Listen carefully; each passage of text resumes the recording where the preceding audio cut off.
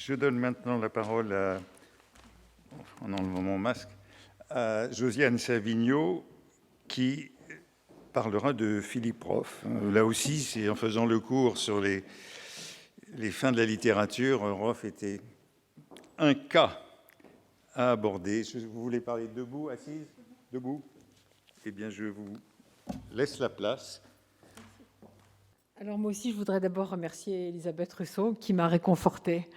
Parce que, soyons clairs, je ne suis pas spécialiste de l'œuvre de Roth, donc je ne suis pas légitime pour parler ici, mais je vais le faire, parce que j'ai eu la témérité, ou peut-être l'inconscience, d'accepter la proposition du professeur Compagnon de parler de ce qu'on peut appeler la fin de Philippe Roth. Donc, je ne suis pas spécialiste, je suis seulement dépositaire d'une histoire un peu étrange, celle d'une journaliste qui a suivi une œuvre en train de se faire pendant 25 ans, qui est allée voir son auteur au moins une ou deux fois par an et qui a assisté à ce coup d'arrêt qui a été sa décision, non seulement de ne plus publier, mais de ne plus écrire de fiction, car à sa mort, on n'a retrouvé aucun texte.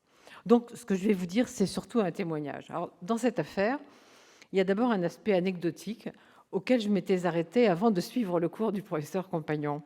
Mais il y a certainement quelque chose de plus profond qui est inscrit dans l'œuvre et à quoi j'ai tenté de réfléchir après avoir suivi le cours. Alors, prenons d'abord l'anecdote. De 2006 à 2010, Roth a écrit un livre par an. Chaque année, à une de mes visites au moins, il me donnait le livre suivant, pas encore traduit en français. Après Némésis, publié en 2010, il m'a dit « Je n'ai rien à te donner.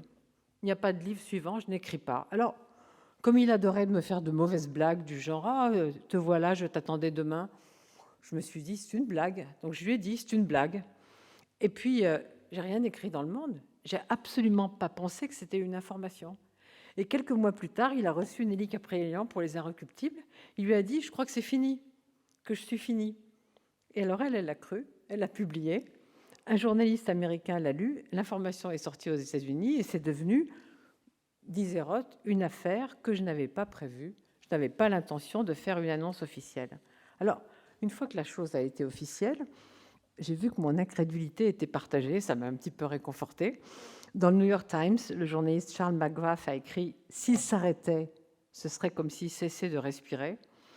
La romancière Cynthia Ozick a renchéri, un écrivain qui cesse d'écrire alors qu'il respire encore se déclare immédiatement posthume à l'avance. Alors, évidemment, j'ai demandé à Roth de s'expliquer et, à ma grande surprise, il a accepté de le faire pour le hors-série du Monde Une vie, une œuvre, qui est paru en 2013, avant justement qu'il, à ma grande surprise encore, participe à la célébration de ses 80 ans, au cours de laquelle il a lu un passage de son roman préféré, celui, disait-il, où il s'est senti le plus libre, Le théâtre de Sabbat. Alors l'entretien sur ce pourquoi ne plus écrire, je ne vais pas le citer en entier ici, mais au fond, ce ne plus écrire tenait en quelques phrases. Je ne veux plus être esclave des exigences et de la rigueur de la littérature. Je me suis débarrassé de mon maître et je respire maintenant librement. Et puis, il a cité le boxeur Joe Louis. Quand il a quitté le ring, il était toujours invaincu. Et quand il a arrêté, les journalistes lui ont demandé de parler de sa carrière. Il a répondu par une phrase magnifique, très succincte, une douzaine de mots pleins de sagesse. « J'ai fait du mieux que j'ai pu avec ce que j'avais. » Invaincu. Est-ce qu'il était invaincu, Roth? Réponse, j'ai connu pas mal de défaites. Mais moi aussi, j'ai fait du mieux que j'ai pu avec ce que j'avais. Alors évidemment, tout ça a fait que beaucoup ont sauté dans ce que vous avez appelé l'illusion rétrospective. Et évidemment, ils ont vu dans Némésis, le dernier roman publié en 2010, un livre testamentaire, précédé dans le rabaissement en 2009 d'un aveu. Un aveu parce que le héros, Simon Axler, un acteur, le seul personnage de l'œuvre de Roth qui se suicide, ne peut plus jouer parce qu'il a perdu sa magie. Alors évidemment, c'était pain béni pour les critiques de dire Roth aussi, il a perdu sa magie, il est à sec. Alors évidemment, il était furieux. Et il m'a dit, tout ça, c'est du romantisme. Et l'idée que Némésis serait mon adieu à la littérature est absurde. C'est juste un roman, il y a trop de lyrisme dans ses interprétations. Alors moi, je voyais que c'est tout ça ne m'a pas vraiment convaincue. Alors je revenais à ma question basique. Comment, quand on s'est mis à son bureau tous les jours pour écrire pendant 50 ans, décide-t-on que c'est fini? Évidemment, j'ai jamais eu de vraie réponse. Il se contentait de redire. C'est venu comme ça, sans raison, j'avais plus envie de continuer, je me suis arrêtée, il n'y a rien d'autre à dire, et je suis déjà plus heureux. Alors moi, évidemment, j'avais toujours l'air un peu perplexe, ce qui le faisait rire, et il me disait, mais tu as vu comme je suis devenu gentil et ennuyeux depuis que je n'écris plus, mais je sais que tu me préférais désagréable et écrivant. J'ai aussi constaté qu'après avoir cessé d'écrire, il était de plus en plus souvent malade. Mais quand même, je dois reconnaître que la maladie, c'est quelque chose qui l'a accompagné pendant une très grande partie de sa vie. Puis il est mort en mai 2018, à 85 ans, 8 ans après la publication de son dernier livre. Et comme je le disais, on n'a pas retrouvé de texte, ni dans son ordinateur, ni dans ses papiers. Et j'ai gardé alors le sentiment de n'avoir pas compris quelque chose, et je voyais absolument pas quoi. Alors, c'est le cours du professeur Compagnon qui m'a incité à m'interroger quand même plus précisément sur cette fin. Et maintenant, il me semble qu'elle était en effet inscrite dans l'œuvre, mais pas tellement dans le Rabaissement et Némésis, les deux dernières publications, mais avant, dans son dernier grand livre en 2007, Exit Ghost. On a traduit en français Exit le fantôme, oui, mais il faut bien entendre Exit le jeune écrivain prometteur qui a commencé sa carrière dans The Ghostwriter en 1979, même si on l'avait croisé auparavant, 5 ans dans My Life as a Man. Donc c'est Exit Zuckerman, Exit le double préféré de Roth. Dans Exit Ghost, Zuckerman est hors jeu, a commenté Roth quand on lui demandait de s'expliquer sur ce livre. Et à la fin du livre, on ne sait pas du tout si Zuckerman meurt. Simplement, il disparaît, il sort. J'ai donc demandé à Roth s'il allait revenir. Jamais, m'a-t-il dit, c'est fini. Je n'ai pas envie de revenir sur ce personnage. Et je crois que ça menait à moi non plus, je ne reviendrai pas. Il me semble que se séparer de ce double préféré, c'était déjà faire une fin. Alors, allons un peu plus loin dans Zuckerman et ce livre. Quelles sont ses obsessions dans ce livre? Pas du tout son cancer de la prostate, comme l'ont cru les critiques, qui ont trouvé que, évidemment, Roth avait dû souffrir lui-même d'un cancer de la prostate, ce qui n'est pas vrai. Je trouve qu'il a eu assez de maladies comme ça sans qu'on lui en colle une supplémentaire. Mais deux choses obsèdent Zuckerman. La biographie et ce qu'il voit comme la fin de la littérature, ou peut-être plutôt la fin de la perception de ce qu'est vraiment la littérature. Et ça, c'est deux choses qui ont occupé Roth après qu'il a cessé d'écrire. Prenons d'abord la biographie. Alors, pour Zuckerman, c'est la tyrannie de la biographie.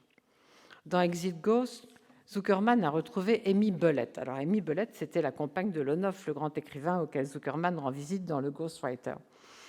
Et avec Amy Bellett, qui a désormais 75 ans, Zuckerman se bat pour la mémoire de Lonoff contre le jeune journaliste qui veut écrire une biographie. Parce que pour lui, l'entreprise biographique, c'est une agression de plus contre la littérature qui est déjà en perdition. Ce n'est pas tout à fait la première fois que Roth parle de la biographie. Je n'ai pas pris le passage pour vous le lire parce que ça aurait été trop long, mais il y a notamment un passage dans Deception en 90, c'est-à-dire Tromperie en français, qui sonne comme un avertissement pour tous les biographes à venir. J'espère que Blake Bailey l'a lu. Et je crois quand même que pour Roth, le fait d'avoir voulu, on lui a dit, le fait d'avoir voulu un biographe, c'est contredire Zuckerman. Je ne crois pas que ce soit tout à fait ça, parce que les craintes de Zuckerman portent sur la biographie de quelqu'un qui est mort depuis longtemps, Lonoff, et que pour Roth, faire une fin, c'était donc 1, ne plus écrire de romans, 2, contrôler sa biographie. Alors après avoir désavoué le premier biographe qui s'était choisi, Ross Miller, le neveu d'Arthur Miller, il a accepté la proposition de Blake Bailey, qui est notamment l'auteur d'une biographie de John Cheever. Et voici ce qu'il disait dans un entretien que j'ai fait en 2013, pas Bailey, Philippe Roth. Au cours des 3 dernières années, je n'ai pas écrit de fiction. Je n'ai écrit que des choses pour mon biographe, des archives. C'est une écriture d'explication, un peu comme un rapport de médecin légiste. Et c'est bien plus facile que la fiction. Je n'écris qu'un premier jet. Il n'y a pas toutes les réécritures sans fin auxquelles on se livre pour un roman, ni le doute qui va avec. Et ça rejoint ce qu'écrit Benjamin Taylor dans un essai assez émouvant et touchant, en tout cas, Here We Are, My Friendship with Philip Roth, qui va être traduit en français à l'automne. Il dit « Il est faux de dire que Roth a cessé d'écrire, il a cessé de faire de l'art. » Alors, être son propre médecin légiste, est-ce qu'il en a rêvé? Est-ce qu'on en rêve tous? C'est-à-dire ne pas laisser à quelqu'un d'autre le soin d'autopsier, Est-ce qu'il y a vraiment cru? Je ne sais pas. On peut en douter. En tout cas, on peut penser que s'il était là pour lire les 900 pages de Blake Lively qui sont en librairie depuis 3 jours, le 6 avril, il saurait que l'autopsie a été faite par Bailey et non par lui. Et peut-être que Zuckerman reviendrait dire que les biographes s'intéressent à la vie, mais pas assez à la littérature, pas au fait que cette vie a été consacrée à écrire. L'autre message d'Exit Ghost, c'est donc la littérature est finie, ou plutôt sa perception, comme le montre une longue lettre d'Amy Bellette au courrier des lecteurs du New York Times. Elle s'est décidée à l'écrire après un reportage où un journaliste était allé dans le Michigan pour retrouver les descendants des personnes qui auraient figuré dans des nouvelles d'Hemingway et leur demander leur avis sur ces nouvelles. Évidemment, se demander si Hemingway avait bien le droit de parler ainsi de ces personnes. C'est évidemment annonciateur de ce qui se passe aujourd'hui, mais ça, c'est un autre sujet. Alors, la lettre est un réquisitoire, un de plus, après le fameux d'opération Shylock, contre le métier qui est le mien, journaliste littéraire. Alors vraiment, je ne peux pas ici résister au plaisir de vous lire d'abord le réquisitoire d'opération Shylock, parce qu'il m'enchante. Les écrivains comprendront ce que je veux dire. Attendre de voir la critique que fera de mon dernier livre, le plus bête, le plus maladroit, le plus superficiel, le plus débile de tous les crétins bourrés de mauvaises intentions qui traînent dans ce métier, ou des abrutis sans aucune oreille et incapables de sentir la moindre nuance, passent leur temps à aligner des clichés qu'ils appellent critiques de livres, il n'y a pas grand espoir de se faire comprendre. Qui ne penserait qu'il valait peut-être mieux sauter par la fenêtre? Et dans Exit Ghost, Amy Bellette renchérit sur ces journalistes culturels incapables de voir que la vraie littérature résiste à la paraphrase et à la description, réclamant du coup de la réflexion. Et la première phrase de sa lettre, c'est « Il fut un temps où les gens intelligents se servaient de la littérature pour réfléchir, ce temps ne sera bientôt plus. » Alors, je crois que la conséquence logique pour Philippe Roth, c'est donc « je m'absente », même s'il ne l'a pas fait immédiatement après Exit Ghost. Encore une phrase de lui sur la fin de son œuvre. « J'ai écrit soudain des livres brefs. Je ne saurais trop dire pourquoi. Saul Bellow a fait de même à la fin de sa vie. Pendant plus de 10 ans, j'avais écrit des livres épais. » Alors, des livres brefs, il y en a eu 4. Un homme, Indignation, Le Rabaissement, Némésis, et puis rien. Curieusement, le premier des 4, Un homme, est de 2006, et c'est Exit Ghost qui suit en 2007, un ultime livre de 330 pages, alors que les autres en font environ 120. Eh bien, je crois désormais, c'est pas sûr, hein, mais je crois désormais que ces 330 pages sont le vrai livre de la fin, avant les derniers livres. Les dernières pages d'Exit Ghost sont un dialogue parce que Zuckerman s'amusait dans Exit Ghost à écrire une petite pièce pour une femme qu'il essayait de séduire. Une petite pièce où il était beaucoup question de Joseph Conrad, que Zuckerman relit comme Roth relisait La ligne d'ombre quand il écrivait ce livre. Alors, les deux personnages qui dialoguent à la toute fin d'Exit Ghost sont désignés comme elle et lui. Et je vais vous lire. Elle. Alors, à quoi avez-vous sacrifié votre vie? Sous-entendu, si ce n'est pas à l'art dont il vient d'être question. Lui. J'ignorais que je sacrifiais ma vie. J'ai fait ce que j'ai fait, sans savoir pourquoi. Est-ce que vous réalisez ce que les journaux feront de cela?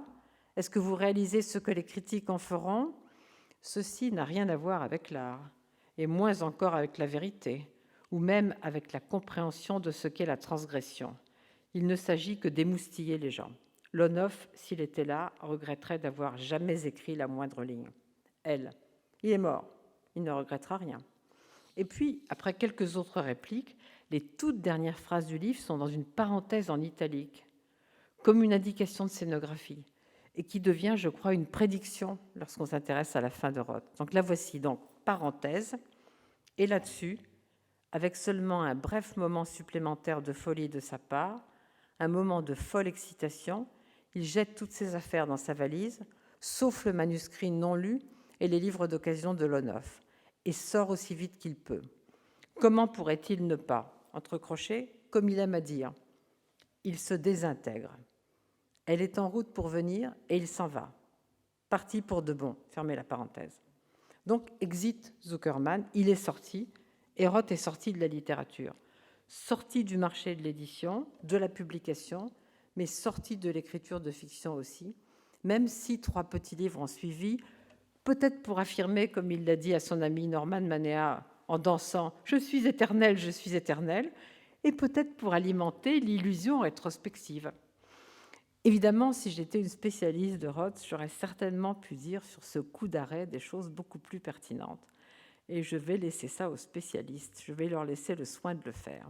Mais en conclusion, et pour rire un peu, parce que le rire et Philippe Roth, dans l'œuvre comme dans la vie, c'est toute une affaire, ce qui m'aurait vraiment justifié d'avoir parlé ici, dans cet amphithéâtre, ça aurait été son rire. Car ce que j'ai fait aujourd'hui renvoie à notre premier entretien à lui et moi, qui a été très dur pour moi en 1992. Et je crois savoir, quand je lui aurais rapporté cette séance, ce qu'il aurait dit en se renversant de rire dans son fauteuil. « Tu as parlé de moi au Collège de France. Je t'avais bien dit en notre premier entretien en 1992 que tes questions étaient tout académiques.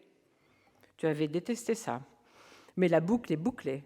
Tu es tout académique de nouveau, avec cette manie de chercher des raisons dans mes livres. Je te le redis, un jour, j'ai arrêté d'écrire. Point. Exit. » Merci beaucoup.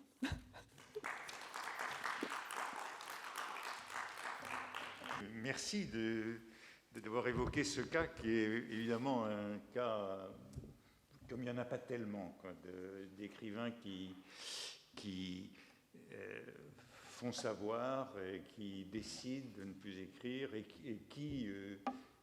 qui s'y tiennent à cette décision. Je ne sais pas si... Enfin, moi, je ne connais pas, enfin, je n'ai pas exploré, mais en faisant le cours l'an dernier, je n'ai pas trouvé d'autres cas comparables.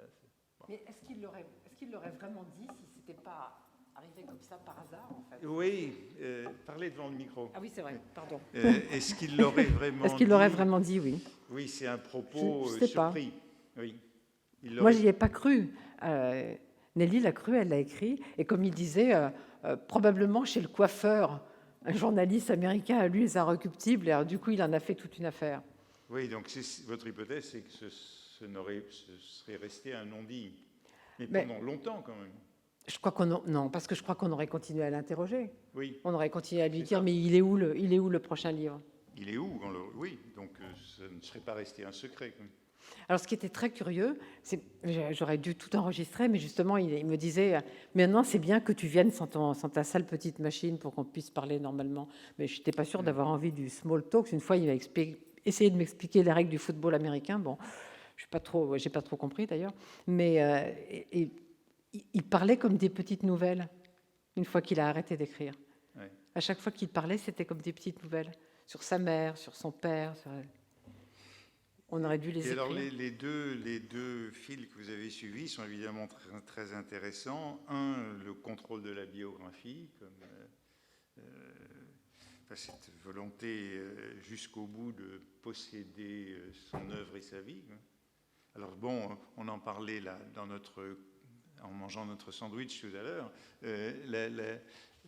La biographie autorisée est apparue la semaine dernière. Hein. Oui, à 3 jours, le 6 avril, était en librairie, le 6 avril. Et donc, il y avait pas mal d'articles dans la presse américaine ces jours-ci sur cette nouvelle biographie très épaisse et qui a eu accès à, si j'ai bien compris les articles, qui a eu accès à des documents que personne ne reverra jamais. C'est ça, par exemple. C'est ça qui est extravagant. Que nous ne reverrons pas parce que nous serons morts, mais ils seront accessibles. Par exemple, sa correspondance avec William Styron, et il m'a dit, tu comprends, je ne peux pas la montrer parce que c'est vraiment pas politiquement correct ce qu'on se racontait. Hein, bon, mais elle est à la librairie, à la bibliothèque du Congrès, donc elle sera accessible un jour. Oui, mais si j'ai bien compris, parmi les documents que le biographe doit restituer aux ayants droit, c'est-à-dire Andrew Wiley et Julia Gaulier. Oui, ces ayants droit vont en détruire un certain nombre. Donc les documents sur lesquels cette biographie est fondée, c'est pour ça que je dis, personne ne les reverra jamais. C'est vrai. Et c'est ça la volonté de de Philippe Roth, donc de laisser à ses ayants droit, dont son agent littéraire, la responsabilité de décider ce qui sera conservé, non pas pour nous, mais pour des générations. Et le feront-ils? Comment? Le feront-ils? Le feront-ils? Le feront-ils? C'est ça, là. ce qui est quand même extravagant si on prend le point de On vue. a parlé de Kafka tout à l'heure. Si on prend le point de vue des académiques, l'idée qu'on va détruire des documents et qu'ils ne seront pas vus dans un siècle, c'est. Mais ça lui ressemble vraiment, parce que c'est vrai Oui. que pendant tout le premier entretien qu'on a fait ensemble, je suis sortie en disant plus jamais de ma vie je reverrai ce type. Oui. Il me disait too academic, another question. Oui. Pendant 1h30, c'est long. Et le biographe autorisé qu'il a condamné auparavant Oui, était un académique. Donc absolument, puisque c'est lui qui a fait l'édition de la Library of America. L'édition de la Library of America est faite par un professeur qui s'appelle Miller. Oui, Ross Miller, qui est le neveu d'Arthur Miller. Et que Philippe Roth a réfuté, dénoncé très violemment. Oui. Alors qu'il me l'avait présenté en disant, voilà mon biographe, il faut que tu lui parles, etc. Qui à ce moment-là était le biographe autorisé.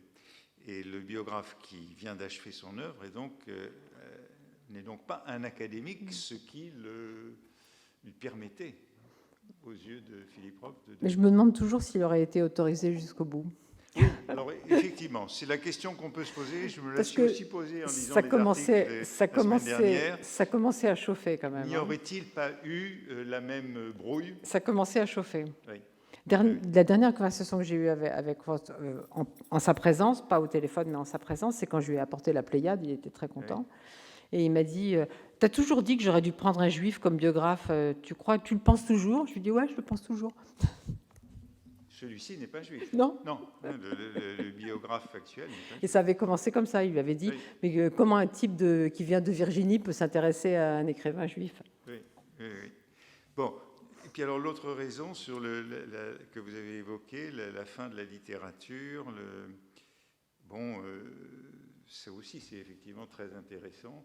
Et alors, je lisais dans les articles, ce que vous avez évoqué aussi, c'est le fait qu'un certain nombre des derniers livres deviennent de plus en plus courts, sauf Exit Ghost, justement, oui. C'est pour ça que j'y vois la vraie fin. Mais Mais vous avez vu que dans plusieurs articles sur la biographie, des gens disent mais il manque l'essentiel, le fait que c'était un écrivain. Oui. Il y a eu plusieurs articles sur le sujet. Oui, mais enfin ça, on le dit au fond de toutes les biographies d'écrivains, quasiment, non? Il manque. Je ne sais pas. Moi, j'ai au moins essayé de dire que Marguerite Yourcenar avait vécu pour écrire. Le grief est soulevé, fréquemment soulevé.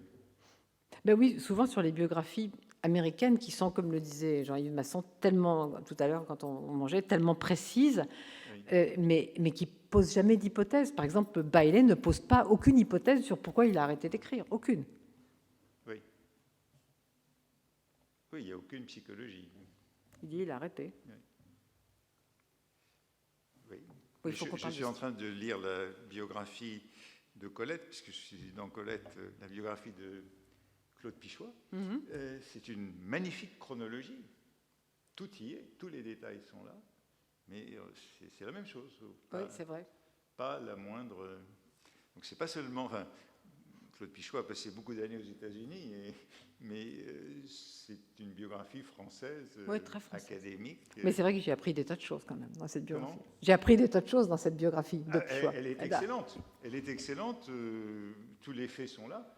Elle est irremplaçable, mais elle est là aussi très peu littéraire.